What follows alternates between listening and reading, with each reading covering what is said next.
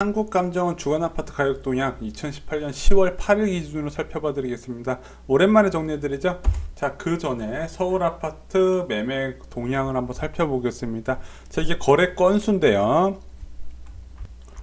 자, 현재 이제 10월 12일 기준으로 5,070건 정도가 등록되었습니다. 자, 지금 추세라면 한 9월과 비슷한 수준으로 이어질 것 같아요. 자, 그러다 보니까 자, 언론사에서 9.13 부동산 대책 이후에도 거래 라인 끊이지 않고 계속 높은 상태로 유지되고 있더라. 자, 그전에는 이제 9.13 부동산 대책 이전에 집값 급등할 때는 뭐 6,000건에서 4,700건으로 굉장히 저조했는데, 자, 거의 그 2배 수준으로 유지되고 있더라. 자, 여전히 부동산은 잘 나가고 있다. 이런 식으로 언론 보도가 나오는데, 솔직히 얘네들 알면서도 그런 식으로 기사 쓴 것 같아요. 자, 이 부동산은 실거래가 기준 60일 이내에 신고하게 된 그 신고 건수를 집계하는 것으로, 자, 10월 현재 11일 날 등록된 거래 건수는 10월 11일 날 계약서를 쓴 것이 아니라 9.13 부동산 대책 이전인 한 달 전에 한 9월 10일경에 계약된 거래건일 가능성이 큽니다. 자, 보통 일반적으로 이제 한 달 정도 기간 안에 부동산을 신고를 하고요. 늦게 하면 한 45일에서 뭐 60일까지 하시는 분들도 있더라고요. 자, 그래서 지금 이제 등록되는 부동산 거래 건수가 많은 거는 9.13 부동산 대책 이전에 급하게 거래된 건들이 지금 등록되는 것이고요. 자, 9.13 부동산 대책 때문에 거래가 얼마나 줄어드는지 보고 싶다. 11월 거래 건수를 보시면 정확하게 아실 겁니다. 그래서 11월 거래 건수부터 이제 조사를 저희가 해드리겠습니다. 자, 그럼 한국감정원 아파트 가격 동향 요약 내용 보겠습니다. 전국적으로 지난주에 보합에서 0.01%로 상승을 했어요. 왜 상승을 했나 봤더니 수도권이 올랐어요. 수도권 지역에서 서울은 오히려 줄어들었는데 경기도 지역의 집값 상승률이 좀 높게 나타났습니다. 자, 뒤에서 설명을 드리겠지만 뭐 두 가지 이유가 있는데, 제3기 신도시로 인한 개발 호재와 그리고 GTX 이 3기 신도시 착공을 하면서 3기 신도시 준비하면서 광역 철도망을 놔주겠다 약속을 한 상태니까, 우와, 자, GTX 조기 착공하겠다. 그 GTX 예정지 주변으로 집값 상승세가 두드러졌습니다. 자, 그리고 처음에 이제 강남으로 시작했던 집값 상승이 이제 주변 지역으로 빠르게 퍼졌고, 그리고 이것이 9.13 부동산 대책 나오기 한 1, 2주 전에는 경기도까지 퍼진 상황이거든요. 그래서 이제 막 발동이 받은 경기도 지역 아파트가 뒤늦게라도 좀 호가가 올라가는 모습이 나오는데, 이게 실거래가 따라와야 그 호가가 유지되는데, 지금 말씀드렸다시피 9.13 부동산 대책 이후에 뭐 서울이든 경기도든 거래가 다 뚝 끊긴 상황입니다. 자, 그래서 경기도 지역 호가는 단기적으로 올라갈 수 있지만 이게 정말 진정한 상승이 될지는 적어도 한 10월 말 통계는 보셔야 될 것 같습니다. 자, 그리고 전세가액 지수 변동률은요, 전국적으로 0.02% 하락으로 이제 안정된 흐름을 가고 있는데, 자, 지방은 여전히 약세, 수도권은 조금 올랐고요, 서울은 보합입니다. 경기도 지역의 전세값이 조금 올랐습니다. 자, 주간 아파트 매매가액 지수 변동률을 보면은요, 수도권 지역이 무려 이제 9월 11일 날 이제 그 최고로 급등을 했다가 지금 0.07%로 조금 이제 안정된 흐름으로 가고 있어요. 일단 9.13 부동산 대책이 성공을 한 정책인 거는 이게 나오고 있는 상황이고요. 자, 주간 아파트 전세가액 지수 변동률도 보면은 0.02, 마이너스 0.02, 마이너스 0.05로 안정된 흐름으로 가고 있다. 자, 수도권이나 서울이나 지방 할 거 없이 주택 자체는 부족한 게 아니다. 이 전세가액 지수에서 이제 티가 나오게 됩니다.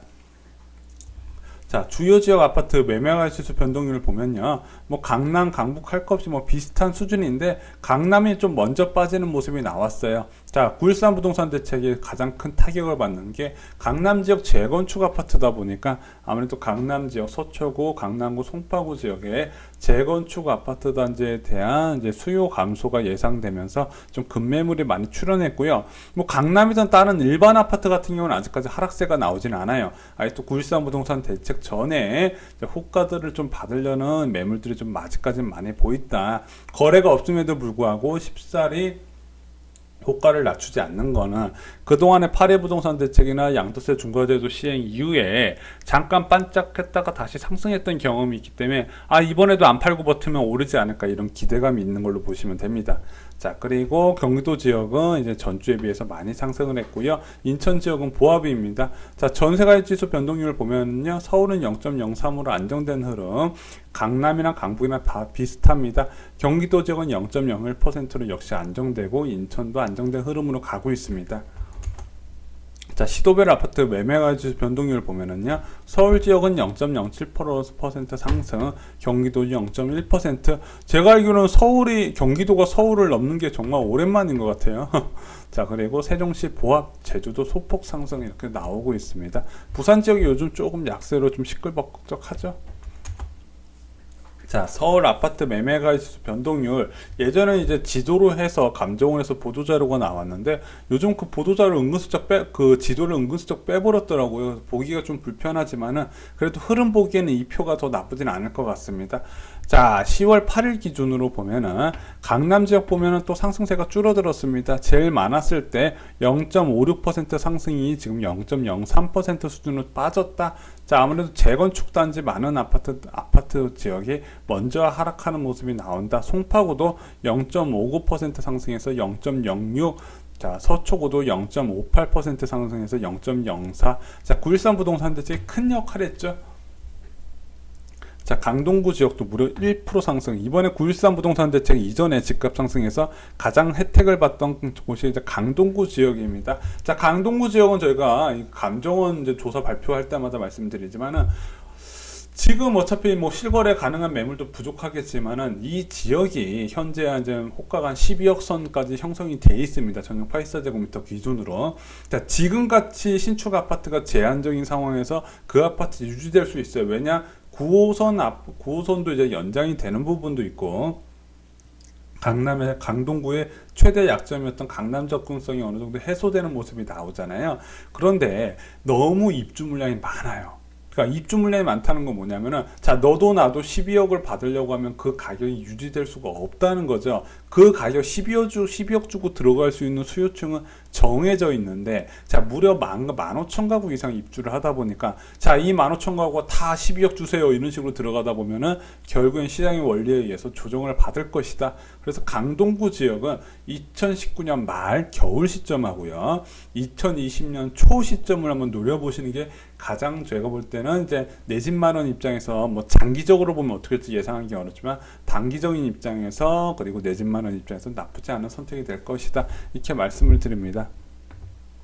자, 그리고 뭐 전반적으로 서울 전반적으로 상승을 한 지역 보면은 이제 높게 상승한 지역 동대문구, 중랑구, 성북구, 그리고 은평구 같이 그동안 좀 상승이 외면받았던 지역들이 좀 많이 상승을 했어요. 그래서 강남에서 올랐던 상승 효과가 지금 서울의 비인기 지역하고 경기도 지역까지 퍼져나가는 상태다. 그럼 여기서부터 꺼졌으니까 이 꺼져가는 바람도 주변 지역으로 퍼져나갈 것이다. 흐름이 보면 되게 그러더라고요. 그래서 이 꺼져가는 속도를 키우는 건 뭐냐? 거래 감소. 결국엔 거래가 빠지면 호가는 안 와서 이제 제자리를 찾아오더라.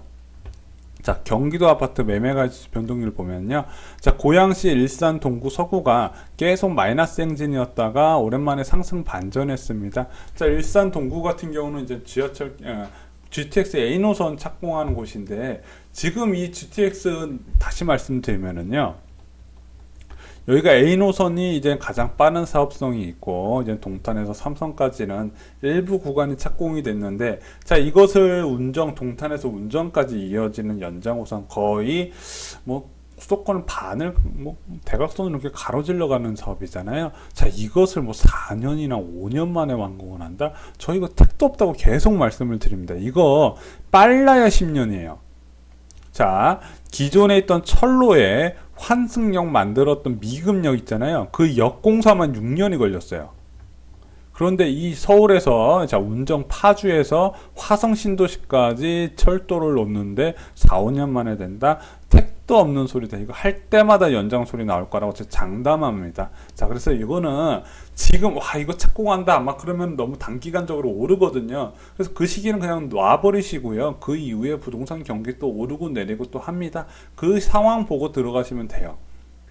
자, 그리고 고양시 같은 경우는요, 내년 초부터 이제 본격적으로 킨텍스 지역 입주 물량이 이제 늘어나요. 킨텍스 주변 지역, 그리고 삼성 지역의 주거용 오피스텔, 그리고 지축지구 입주는 2019년 말이고요. 그래서 고양시 자체적으로 입주 물량이 다 계산해 보면 1만 가구가 훨씬 넘어요. 자, 그래서 고양시 쪽 같은 경우는 구축, 옛날 90년대 지어진 아파트 같은 경우는요, 90년대 그 내년도에 입주 물량, 신축 아파트 입주 물량이 많을 때 가장 약세를 띌 거라고 저는 그렇게 예상을 하는 부분입니다. 자, 그리고 이제 여전히 잘 나가는 광명과 과천, 자, 그리고 김포 지역, 김포 지역이 오랜만에 상승을 하네요. 자, 그리고 분당도 요즘 좀 상승세가 높아요. 그나마 오른 거에 많이 오른 것 같던 비해 좀 떨어졌지만 그래도 높다. 자, 용인 요즘 잘 나가죠. 그리고 하남시는 이제 상승폭을 좀 줄어드는 모습, 강동구가 좀 약세가 뜨니까 하남도 줄어드는 모습이 나오고요. 화성이 0.26% 급등.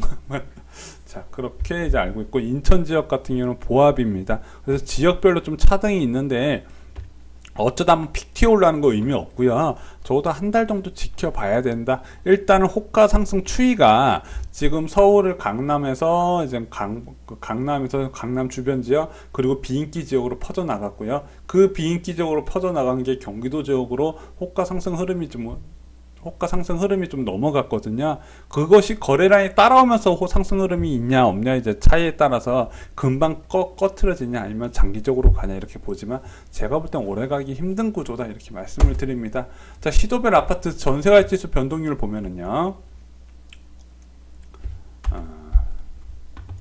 일단 서울은 0.07% 상승, 경기도는 마이너스 구간, 인천은 0.02% 상승으로 좀 전반적으로 안정된 흐름으로 가고 있어요. 서울 지역 같은 경우는 자 보면은 서초구 지역은 마이너스고요. 자, 서초구 지역 얼마 전까지만 해도 8월인가 9월인가 이제 재건축 이주 물량으로 바짝 올랐다가 한 달 정도, 3주 정도밖에 안 오르고 다시 제자리에 가더라고요. 재건축 이주가 전셋값을 올리는 건 요즘 아니다 이렇게 말씀을 드립니다. 빌라나 아니면 경기도 지역으로 갈 정도의 이주비밖에 안 나와요. 자, 그리고 나머지를 보면은 전반적으로 안정된 흐름이죠. 자, 그래서 강동구 0.05, 송파구, 강남구로는 상승 전세가율이 좀 떨어졌는데 송파구, 강동구는 조금 오른 모습이 나왔어요. 자, 그리고 일단 올해 서울에 입주 물량 자체가 없잖아요. 입주 물량 자체가 워낙 예년에 비해서 많이 줄어든 상황이다 보니까 서울에서 전세값 오를 수가 있는데 오히려 올해 전반적으로 보면은 서울은 그렇게 많이 안 올랐어요.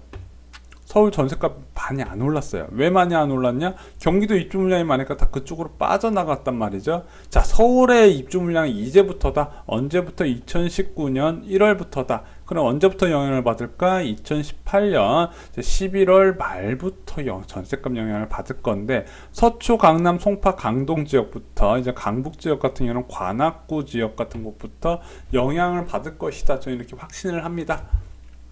9,510세대에 2년 2개월 동안 강남 4구에 35,000가구가 입주를 합니다. 자, 그 물량 중에서 최소 50%에서 60% 정도는 전세로 쏟아져 나오게 돼 있어요. 그것이 신도시 입주 물량하고의 차이점입니다. 투자로 사는 그 지구인들이 많아서 그래요.